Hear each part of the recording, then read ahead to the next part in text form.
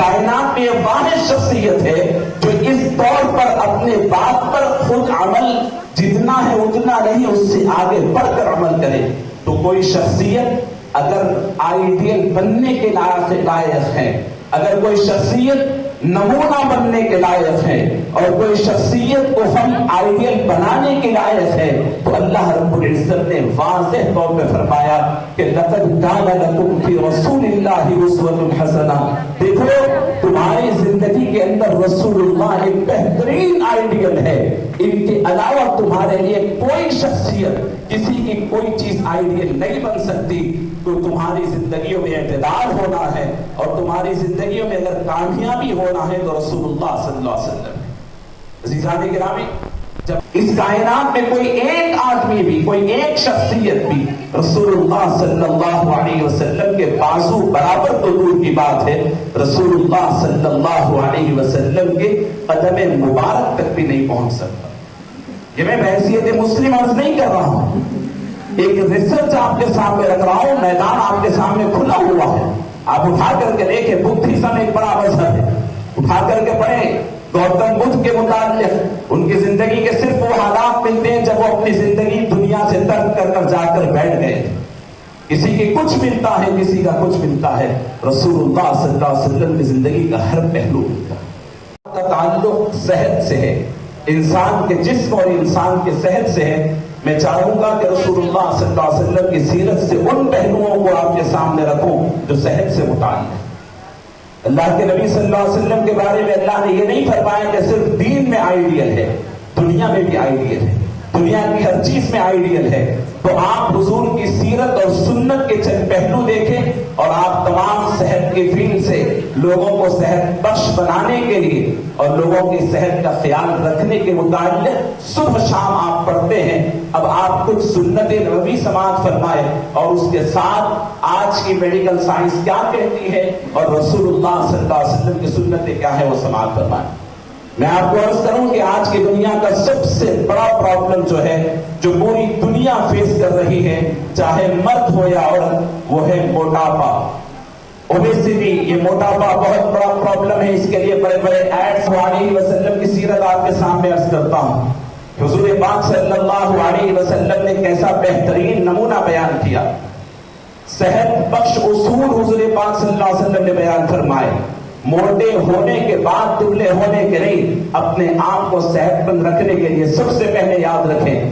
ایک واقعہ آپ کے سامنے عرض کرتا ہوں جو آپ لوگ بارہا سنے بھی ہوں گے، جو آپ کے اساتذہ آپ کے سامنے، کیونکہ حضور پاک صلی اللہ علیہ وسلم کی سیرت کے طب کے حوالے سے یہ واقعہ اگر نہیں بیان کیا گیا تو نامکمل ہوتا ہے۔ ایک حکیم کو ایک بڑے بادشاہ نے والنٹری طور پر مدینہ طیبہ بھیجا، اور یہ کہہ کر کے جاؤ مدینے میں جو بھی بیمار پڑے اس کا تم فری علاج کرنا اور وہاں پر کام کرو۔ وہ آتا ہے اور مسجد نبوی کے صحن کے اندر اپنی دکان جمع کر کے بیٹھ جاتا ہے۔ ایک دن، دو دن، ایک مہینہ ہو جاتا ہے، کوئی بیمار نہیں ہوتا۔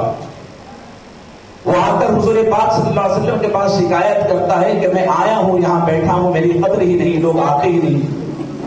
صلی اللہ علیہ وسلم نے فرمایا اچھا ٹھیک ہے بیٹھ جاؤ، پہلے یہ بات تو سن لو کہ یہاں کے لوگوں کو ہم نے چند اصول بتایا ہے زندگی گزارنے کے، اور وہ اصول تم سماعت کر لو، وہ لوگ اس اصول کے پابند ہیں۔ فرمایا کہ آپ بتائیے کیا بات ہے۔ اللہ کے نبی صلی اللہ علیہ وسلم نے فرمایا کہ ہم نے یہاں مدینے میں رہنے والوں کو اس بات کا پابند کیا ہے کہ صحت کے اصول میں یہ بڑی اہم بات ہے کہ اگر تم کھانا کھانے کی ضرورت تم کو جب تک پیش نہ آئے، پیٹ میں جب تک کہ تمہیں بھوک محسوس نہ ہو اس وقت تک کھانا نہ کھانا۔ نمبر 2، جب کھانا شروع کر دو تو ابھی پوری بھوک تمہاری ختم ہونے سے پہلے پیٹ میں تمہاری جگہ باقی ہے، اسی وقت تم اپنا کھانا ختم کر دینا۔ کھانے کے لیے اپنے پیٹ کے 3 حصے بناؤ، ایک حصے میں کھانا کھاؤ اور دوسرے حصے میں پانی پیو، اور ایک حصہ تمہارے پیٹ کا خالی رکھو۔ اللہ کے نبی صلی اللہ علیہ وسلم نے فرمایا کہ جب تم کھانا کھاؤ تو اسے خوب چبا کر کے کھاؤ۔ یہ 2-3 باتیں ایسی تھی، اس حکیم نے معذرت خواہی کی اور وہاں سے اٹھ کر اپنی دکان لپیٹ کر جانے لگا۔ پوچھا کہ وجہ کیا ہے؟ اس نے کہا کہ جو شخص اور جو قوم کھانے کے متعلق ان اصولوں کو فالو کر لیتی ہے وہ قوم بیمار نہیں پڑتی۔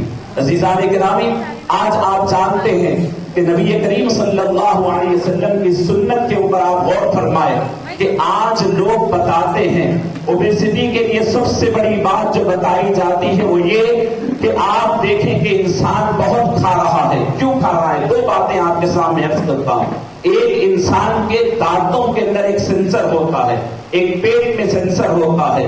یہ سینسر دماغ کو اطلاع دیتا ہے کہ پیٹ بھرا یا نہیں بھرا۔ پیٹ کے بھرنے کا معاملہ پیٹ سے نہیں ہے، اس کے دماغ سے ہے۔ دماغ آپ کو کہتا ہے کہ میرا پیٹ خالی ہے تو آپ کھاتے جاتے ہیں، اور اگر دماغ یہ کہہ دے کہ نہیں پیٹ بھر گیا تو آپ رک جاتے ہیں۔ تو یہ کیسے اطلاع ملتی ہے؟ دو قسم کے سینسر انسان کے جسم میں ہے، ایک اس کے جبڑوں میں ہوتے ہیں اور ایک اس کے پیٹ میں ہوتے ہیں۔ پیٹ کا سینسر یہ آپ کے دانتوں کے سینسر کے بنسبت تھوڑا لیٹ اطلاع دیتا ہے۔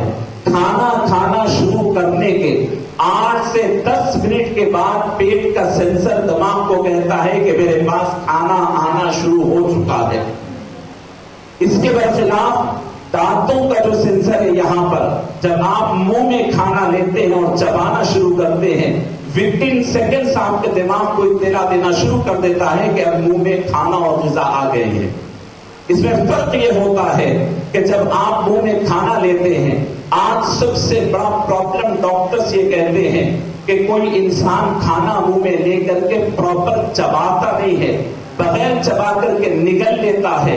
اس سے دو نقصان ہوتے ہیں۔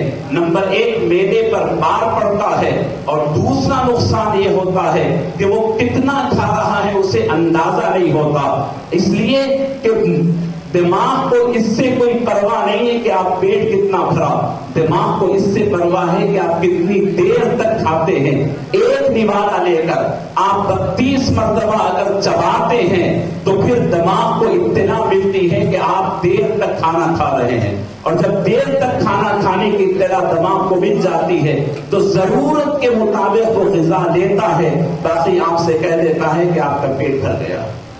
جزء بدن بنتا ہے، باقی پورا کا پورا فضلہ بن کر یہ آپ کے پاس فیٹ بن کر کے آپ کو نقصان پہنچاتا ہے۔ تو رسول اللہ صلی اللہ علیہ وسلم کی سنت کیا ہے؟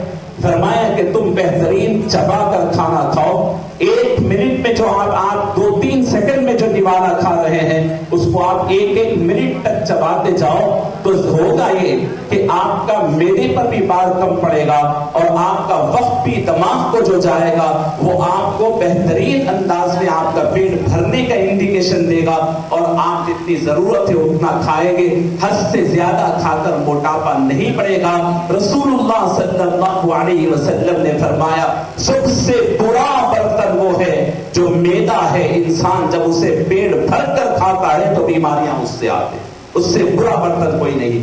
تو سنت نبوی صلی اللہ علیہ وسلم پیٹ بھر کھانے سے منع فرمائے، اور فرمایا کہ یہ مومن کی علامت نہیں کہ وہ پیٹ بھر کر کھانا، اپنے جسم کے اوپر کم کپڑے پہنتے اور سورج کو ڈائریکٹ اپنے جسم کے اوپر لیتے، اور پھر سمندروں کے اطراف جا کر کے تقریباً اپنے کپڑے نکال کر کے لیتے اور کہتے کہ ہم ڈائریکٹ سورج کی شعاعیں لیتے ہیں اور اس سے صحت مند ہوتے ہیں۔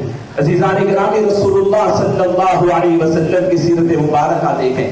پہلے آپ دیکھیں کہ یہ جب تک یہ لوگ عادت ڈالے تو دیکھیں کہ یورپ کے اندر، امریکہ کے اندر جلد کی بیماریاں کثرت سے پائی جاتی ہیں، وہاں پر جلد کا کینسر بھی ہوتا ہے، جگہ جگہ ہر دوسری تیسری گلی کے اندر جلد کا ڈاکٹر پایا جاتا ہے، اور ہمارے اپنے علاقوں میں جلد کا ڈاکٹر اگر ہو بھی تو اتنے سنگین بیماریاں آج تک نہیں ہیں۔ اس کی بنیادی وجہ آج خود یہ لوگ کہتے ہیں کہ سورج سے جو شعاعیں نکلتی ہیں، الٹرا وائلٹ شعاعیں، وہ ڈائریکٹ جب انسان کے جسم کو لگتی ہے تو اس سے انسان کے جسم کے اندر ایسے نقصانات پیدا ہوتے ہیں کہ اس کی وجہ سے انسان کے جسم کے اندر پرابلمس ہونا شروع ہو جاتے ہیں، اور وہ آگے بڑھ کر جلد کا کینسر ہو سکتا ہے۔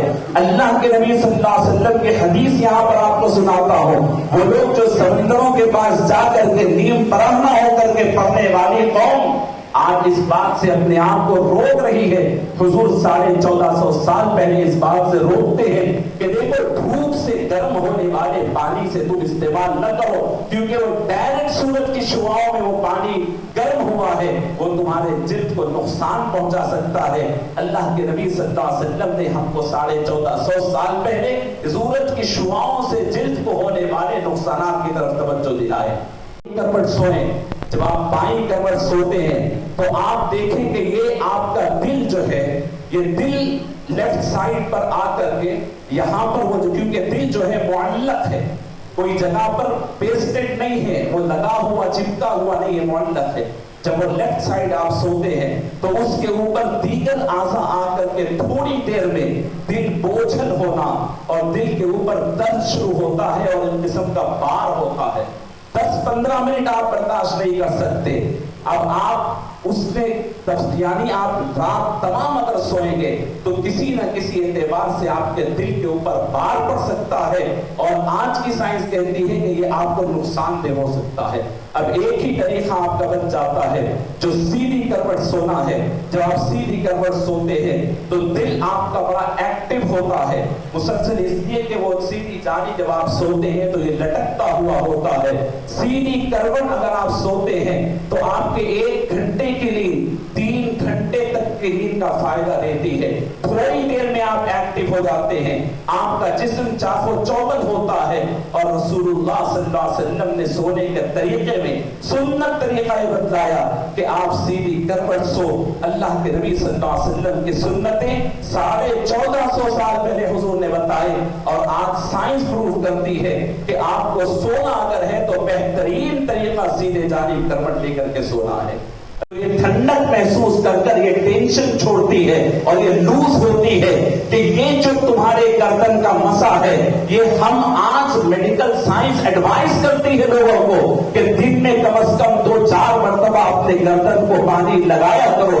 قربان جائے محمد رسول اللہ صلی اللہ علیہ وسلم پر۔ یہی وجہ ہے کہ یورپ کے اندر صرف نیو یارک ایک علاقے کے اندر 1000 سے زائد پاگل خانے ہیں، اور مسلم ممالک کے اندر دور دراز تک بھی اگر آپ دیکھیں تو کوئی ایک پاگل خانہ بھی آپ کو نظر نہیں آتا۔ یہ اللہ کے نبی صلی اللہ علیہ وسلم نے بتایا ہے کہ کس طرح وضو کیا جاتا ہے اور کیسے۔ عزیزان گرامی، آخری بات عرض کرتا ہوں، حضور پاک کی سنت مبارکہ آپ جانتے ہیں، حضور کے حلیہ، حضور کی مبارک عادتیں آپ دیکھیں۔ رسول اللہ صلی اللہ علیہ وسلم چلتے کیسے تھے، بیٹھتے کیسے تھے۔ آج سے چند سال پہلے ہم دیکھتے ہیں کہ ڈاکٹر صاحب کو ایڈوائز کرتے تھے کہ صحت اچھی رکھنے کے لیے روزانہ صبح میں جاگنگ کرو۔ جاگنگ کیا کرتے تھے، وہ باہر نکلے تو جاگنگ ٹریکس ہوتے تھے۔ 100 سال پہلے سیدنا محمد رسول اللہ صلی اللہ علیہ وسلم کی سیرت اٹھا کر دیکھیں، صحابہ فرماتے ہیں اللہ کے نبی صلی اللہ علیہ وسلم تیز تیز چلا کرتے، ایسے چلتے جیسے کسی اونچائی سے نیچے کی طرف تشریف لا رہے ہیں، اوپر سے نیچے اتر رہے ہیں، سامنے کی طرف جھک کر کے چلتے۔ اور فرمایا کہ حضور کا طریقہ نہ بہت تیز،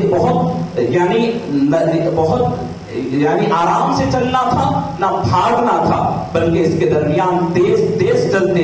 آج پوری دنیا کو ایڈوائز کی جا رہی ہے کہ وہ آپ تیز تیز چلیں۔ عزیزان گرامی، رسول اللہ صلی اللہ علیہ وسلم کی ایک ایک سنت اٹھا کر دیکھیں، آپ بھی ہمارا، اور یہ دیکھتے ہیں کہ امت محمدی میں سے ہے، آواز دیتے ہیں کہ یا احمد یا احمد۔ رسول اللہ صلی اللہ علیہ وسلم تشریف لاتے اور پوچھتے ہیں کہ بتائیے کیا ابا جان کیا حکم ہے۔ فرمایا کہ دیکھو آپ کے امتی کو لوگ دوزخ میں لے جا رہے ہیں، وہاں پر جا کر حضور روکتے ہیں تو فرشتے اپنی مجبوری کا اظہار کرتے ہیں اور کہتے ہیں کہ ہمیں جو حکم ملا ہے کرنا پڑے گا۔ پروردگار عالم کی طرف حضور پاک صلی اللہ علیہ وسلم رخ کرتے ہیں اور عرش کی طرف رخ کر کے فرماتے ہیں کہ اے مالک، آپ نے مجھے دنیا میں وعدہ کیا تھا کہ آج کے دن میری بات مانی جائے گی اور مجھے خوش کیا جائے گا، اور یہ لوگ میرے اس امتی کو دوزخ کی طرف لے جا رہے ہیں۔ میں چاہتا ہوں کہ کچھ دیر کا وقت دیجیے۔ اللہ رب العزت فرشتوں کو حکم فرماتے ہیں کہ واپس اسے میزان کی طرف لا دو، پھر ترازو کی طرف لاؤ۔